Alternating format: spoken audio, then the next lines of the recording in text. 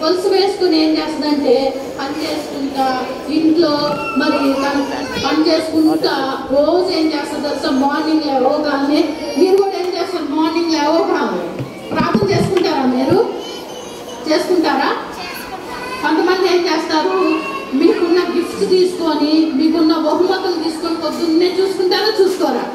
అట్లానే ఈ స్త్రీ ఏం చేసిందంటే ఉదయకాలం లేవగానే తనకున్న గొలుసులో ఆ వెండి నాణ్యాలను ఆ 10 వెండి నాణ్యాలు లెక్కేసుకుంటుంది. 1 2 3 4 5 6 7 8 9 10 అమ్మయ్య నా వెండి గొలుసు నాకు ఉంది అని చెప్పి లెక్కేసుకొని పని చేసుకోవటం మొదలు పెట్టిద్దంట. మరి అట్లా రోజు ఉదయాన్నే లెగవటం తనకు వచ్చిన ఆ గొలుసులో ఆ 10 వెండి నాణ్యాలు ఉండటం లెక్క పెట్టుకొని ఆమె ఏం చేస్తుంది? మరి పని చేసుకుంటూ ఉంటుందంట. అయితే కొన్ని రోజులు అయిన తర్వాత ఆమె మామూలుగా యథావిధిగా పని చేసుకునే టైంలో ఆ గొలుసు లెక్కేసుకోవాలని లెక్కేసుకున్నట్ట. లెక్కేసినప్పుడు దాంట్లో 9 ఉన్నాయి. ఎన్ని ఉన్నాయి? ఒకటి లేదు. ఏమైపోయింది? పోయింది. 9 ఉన్నాయి. 9 ఉన్న గొలుసు చూస్తారా మీరు? ఇందాక ఎన్ని లెక్కేస్తున్నారు? 10 లెక్కేస్తున్నారు కదా. ఇప్పుడు లెక్క ఎన్ని ఉన్నాయో? 1 2 3 4 5 6 7 8 9. అమ్మ ఒకటి పోయిందిగా. ఇప్పుడు ఇది పోతే ఇది గొలుసు అవ్వదు. ఏమవుదమ్మా? గొలుసు అవుతుందా? అవ్వదు. మీరు కూడా చెప్పులు వేసుకునేటప్పుడు ఒక కాలుకే వేసుకొని వచ్చారా? ఇక్కడికి వేసుకొని వచ్చారా? వేసుకు రాలేదు కదా. ఒక జడ వేసుకొచ్చారా? ఒక జడ వేసుకోకుండా వచ్చారా? లేదు కదా.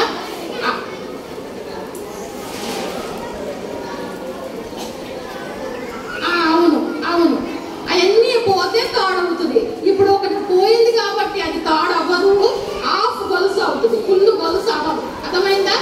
ఇప్పుడు ఎన్ని పాయింట్స్ ఉన్నాయి అమ్మా ఈ గొలుసులో? 9 ఉన్నాయి. ఇప్పుడు ఈ స్త్రీ ఏం చేసింది తెలుసా?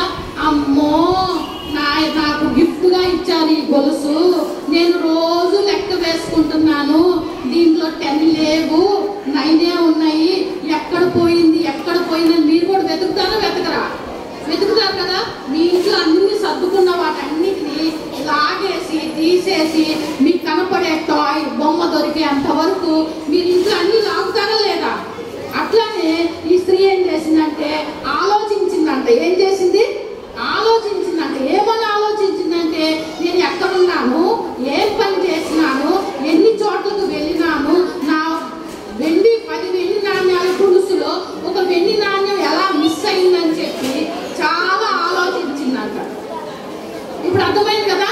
నా పని నేను చేసుకుంటున్నా, మీ పని మీరు చేస్తున్నారా లేదా? చేస్తున్నారా? మీ పని ఏంటి? వినాలి. మీ పని ఏంటి? వినాలి. అయితే ఈ యొక్క స్త్రీ ఏం చేస్తా వచ్చిందంటే అన్ని చోట్లకు వెళ్ళిందంట. బెడ్రూమ్ లోకి వెళ్ళిందంట, కిచెన్ లోకి వెళ్ళిందంట, గార్డెన్ లోకి వెళ్ళిందంట. అన్ని చోట్లకు వెళ్ళి వెతకటం మొదలు పెట్టిందంట. ఎట్లా వెతికింది తెలిసిన? దీపం వెలిగించిందంట. ఏం వెలిగించింది? దీపం. చూడండి ఎంత పెద్ద దీపమో. చూడండి ఎంత పెద్ద దీపాన్ని పెట్టి ఏం చేస్తుంది? ఆ యొక్క ఇప్పుడు ఆమె గొలుసు కావాలా వద్దా? కావాలి కదా. మీ వస్తువు మీకు ఎలా కావాలో ఆమె వస్తువు ఆమెకు కూడా అలానే కావాలి. ఇప్పుడు ఆమె ఏం చేసిందంటే ఈ దీపాన్ని తీసుకొని అన్ని చోట్ల మూలకు వెళ్ళి ఎక్కడెక్కడ కార్నర్కి వెళ్ళి తన వెండి గొలుసు దొరకలేదు కాబట్టి వెతకడం మొదలు పెట్టింది. ఏం చేసిందమ్మా? వెతకడం మొదలు పెట్టింది. ఎలా వెతికింది? దీపాన్ని వెలిగించి ఏం చేసిందంటే అన్నం తినడం మానేసింది, నీళ్ళు తాగటం మానేసింది, పని చేయటం మానేసింది, ఏమి చేయట్లా. ఆమెకి ఏమి గుర్తు లేదు. ఆమెకు గుర్తున్నది ఏంటంటే నా వెండి గొలుసులో ఉన్న ఒక నాణ్యము నాకు కావాలి అని చెప్పి తన రెగ్యులర్ గా చేయవలసిన పనులన్నీ పక్కన పెట్టేసేసి ఏం చేస్తా ఉంది? మీరు కూడా అలానే చేస్తారు కదా.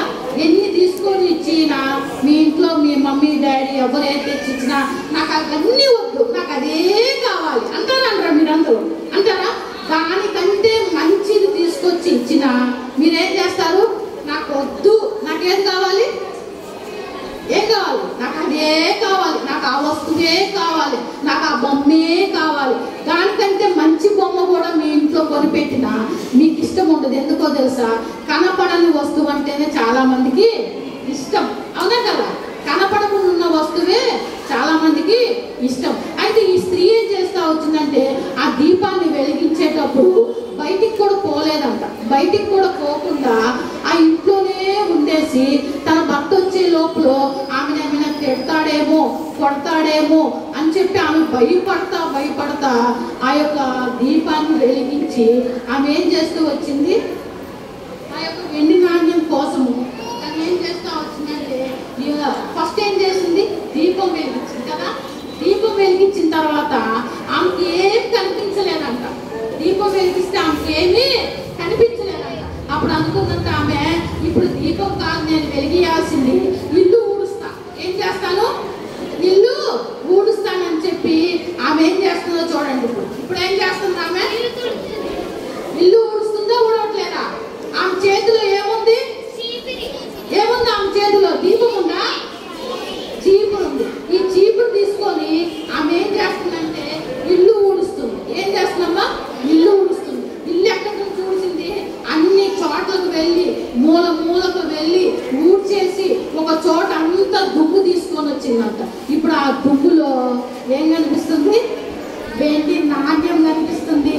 ఆమె ఏం చేసింది తెలుసా, తన డ్రెస్ అంతా ముడికవుతుందని కూడా ఆలోచించకుండా పరుగున వెళ్ళేసి ఆ దుమ్ములో కూర్చొని ఆ దుమ్ములో ఉన్న నాణ్యాన్ని తీసింది. మీరు కూడా ఆడుకునేటప్పుడు మురికవుతుందని ఆడుకోవడం మానేస్తారా?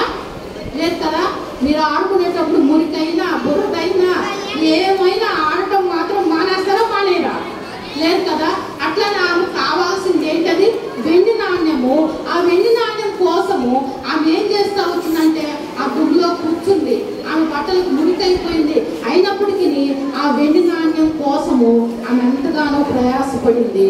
అయితే ఏం దొరికిందండి, ఆ వెండి నాణ్యము ఆ స్త్రీకి దొరికింది. ఇప్పుడు ఆమె ఏం చేసింది తెలుసా, మీకులాగే మీరు కూడా బయటికి వెళ్ళి ఫ్రెండ్స్ దగ్గరికి పోయి రండి రండి రండి మా డాడీ చూడండి ఎంత మంచి పెద్ద గిఫ్ట్ తెచ్చాడో చెప్తారా చెప్పరా? మీరు చెప్తారు కదా. అది 5 రూపాయలు తెచ్చి మీరు 100 రూపాయలు అని చెప్తారు. చెప్తారా చెప్పరా? అవునా? అట్లా అని చెప్తారా? అయితే ఈ స్త్రీ కూడా ఏం చేసిందంటే బయటికి వెళ్ళిందంట. ఇప్పుడు దాకా బయటికి వెళ్ళలేదు కదా. ఇప్పుడు బయటికి వెళ్ళి అందరినీ, తన పొరుగు వారిని, తన చెలికత్తెలను అందరిని పిలిచి ఈ 9 వెండి నాణ్యాలు గొలుసు ఆమె చూపించట్లేదు. ఆమె ఆ 9 వెండి నాణ్యాల గొలుసు చూపించుకోకుండా పోగొట్టుకున్న ఆ ఒక్క వెండి నాణ్యాన్ని మాత్రమే ఆమె ఏం చేస్తుంది, ఇట్లా పెట్టి ఇది చూపిస్తుందంట. రండి, పోగొట్టుకున్న నా వెండి నాణ్యం నాకు దొరికింది, నాతో కూడా మీరు సంతోషించుడి ఏమని చెప్పింది. చూస్తారా ఆమె ఎంతమందిని పిలిచిందో, చూడండి ఎంతమందిని పిలిచిందో. ఆమె చేతిలో వెండి నాణ్యం ఉందా, వెండి నాణ్యము స్క్రీన్ లో చూడండి, తర్వాత ఈ బుక్ లో చూడండి.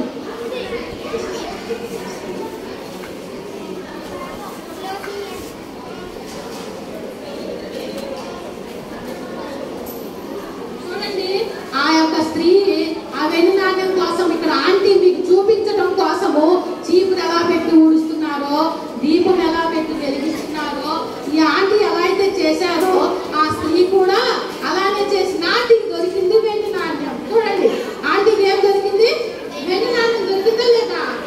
అట్లానే ఈ స్త్రీ కూడా ఏం దొరికిందండి, వెండి నాణ్యం దొరికింది. ఇప్పుడు ఆమె ఏం చేస్తా వచ్చింది, ఆ వెండి నాణ్యం తీసుకొని పొరుగు వారందరినీ పిలిచింది.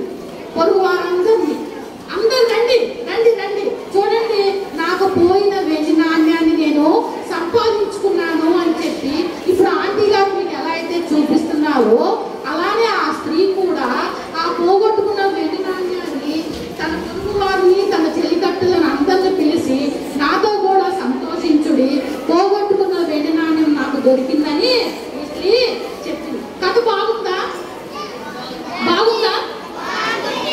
ఇప్పుడు యేసయ్య కథ చెప్పుకుందామా? యేసయ్య కథ,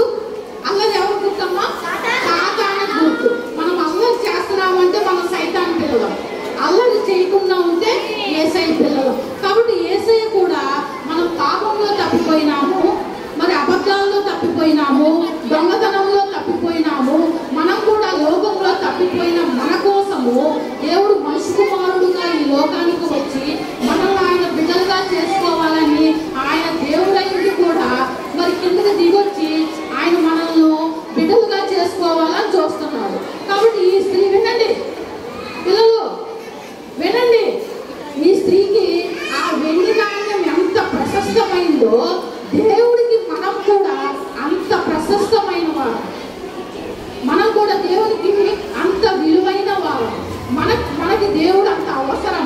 కాబట్టి ఈ యొక్క సమయంలో మనము ఆయన బిడ్డలుగా ఉండాలని దేవుడు కోరుకుంటున్నాడు.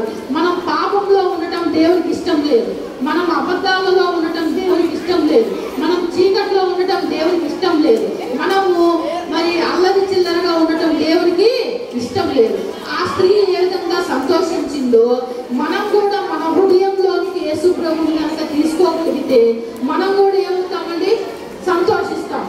పిల్లలు వినండి, ఇప్పుడు మీ హృదయంలోకి యేసు ప్రభు రావాలా వద్దా? రావాలా వద్దా? యేసు ప్రభు మీ హృదయంలోకి రావాలి అంటే ఎవరు పిలవాలి? ఎవరు పిలవాలి? మనమే పిలవాలి. మనమే ఏం చేయాలి? యేసయ్యా నా హృదయంలోకి రా అన్నప్పుడు యేసయ్య మన హృదయంలోకి వస్తే మనకేం పోతాయండి? అబద్ధాలు రావు, దొంగతనం చేయలేము, అల్లరి చేయలేము, బూతులు ఆడలేము, ఏమి చెయ్యము. యేసయ్య కనుక మన హృదయంలో లేకపోతే దుష్ట గుణాలన్నిటిని మనము తీసుకోగలుగుతాం. కాబట్టి పిల్లలు ఈ యొక్క సమయంలో మనకు హృదయంలోకి యేసయ్య కావాలా వద్దా? కావాలి. అయితే మెమరీ వర్స్ చెప్పండి. లూకా చెప్పండి. లూకా 19:10 రక్షించిన దానిని జగతి రక్షించుటకు మనిషి కుమారుడు వచ్చినని అతనితో చెప్పెను. లూకా 19:10. కథ బాగుంది, వాక్యం బాగుంది, మెమరీ వర్స్ బాగుంది. మనం బాగున్నామా? మనం బాగున్నామా? మన హృదయంలోకి యేసయ్య రావాలంటే ఇప్పుడు ఏం చేయాలా? అందరూ మోకరించండి, అందరూ మోకరించండి, అందరూ మోకరించండి.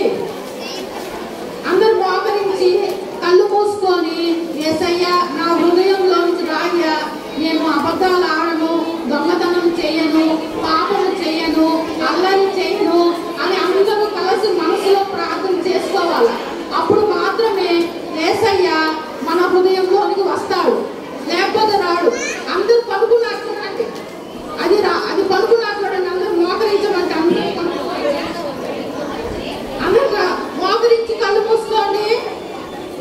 యేసయ్యని అడగండి, యేసయ్య నా హృదయంలోకి రాయ్యా, నాలో ఉన్న చీకటిని తీసివేయ్యా, నాలో ఉన్న పాపాన్ని తీసివేయ్యా, నాలో ఉన్న అబద్ధాన్ని తీసివేయ్యా, నాలో ఉన్న దొంగతనాన్ని తీసివేయ్యా, నాలో ఉన్న అల్లరితనాన్ని తీసివేయ్యా అని చెప్పి మీరు కూడా మనసులో ప్రార్థన చేసుకోండి. అలాగా ఒక నిమిషం ప్రార్థన చేసుకోండి.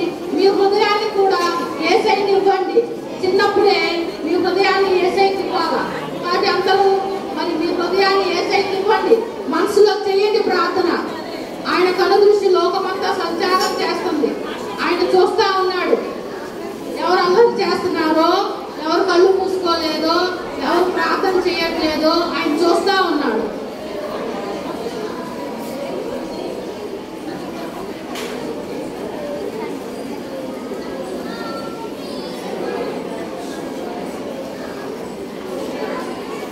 కళ్ళు మూసుకోండి. చేస్తున్నారా ప్రార్థన మనసులో? చేయండి. ప్రేమల తండ్రి, పరిశుద్ధమైన దేవ, దయగలిగిన దేవ, యేసు క్రీస్తు వారి అతి పరిశుద్ధమైన ఘనమైన మహోన్నతమైన నామంలో ఒక మధ్యాహ్న కాల సమయంలో మీ పాద సన్నిధిలో చేరి మిమ్మల్ని గణపరచడానికి, మిమ్మల్ని పూజించడానికి, మిమ్మల్ని ఆరాధించడానికి, మిమ్మల్ని శ్లాఘించడానికి, మిమ్మల్ని కొనియాడటానికి మీరు అనుగ్రహించిన శ్రేష్టకరమైన సమయాన్ని బట్టి మిమ్మల్ని స్తుతులు చెల్లిస్తున్నాను. ఈ యొక్క సమయంలో దేవా మరి కేజీ సెక్షన్లో ఈ చిన్న బిడ్డలను జ్ఞాపకం చేసుకుని ఉన్నాయా. ఆ యొక్క స్త్రీ ఆ వెలినాన్ని ఏ విధంగా పోగొట్టుకుందో, తిరిగి ఏ విధముగా సంపాదించుకుందో, ఆమె ఏ విధముగా సంతోషిస్తూ వచ్చిందో నాతో కూడా మీరు సంతోషించండి. తప్పిపోయిన నా వెలినాణ్యం దొరికిందని ఆ స్త్రీ ఏ విధంగా అయితే మరి ఎంత సాక్ష్యం చెప్పుకుంటూ సంతోషిస్తుందో అదేవిధంగా ఈ బిడ్డల్లో కూడా మీ రక్షణ కార్యం జరిగించండి అయ్యా. చిన్ననాటి నుంచి వారిలో దేవా మరి అల్లరిని తీసివేయండి, అబద్ధాలు తీసివేయండి, చీకటిని తీసివేయండి, పాపాన్ని తీసివేయండి. వారిలో దేవా మరి విధేయతను అనుగ్రహించండి. తల్లిదండ్రులకు లోబడే మనస్తత్వాన్ని అనుగ్రహించమని మీ సభలో ప్రార్థిస్తున్నాను. బిడ్డల్లో మీరే కార్యాన్ని నూతనంగా జరిగించండి. మీ యొక్క నుండి గొప్ప సంగతులను ఆశిస్తుండగా ప్రభువా ఈ యొక్క కార్యాన్ని మీరే జరిగించి మీరే మహిమ పొందమని సమస్త ఘనత మహిమ ప్రభావాలు మీకే ఆరోపిస్తూ నన్ను నేను తగ్గించుకుంటూ మిమ్మల్ని హెచ్చిస్తూ యేసుక్రీస్తు వారి యొక్క పరిశుద్ధమైన నామంలో స్తుతించి ప్రార్థించి అడిగి వేడుకుంటున్నాం మా తండ్రి.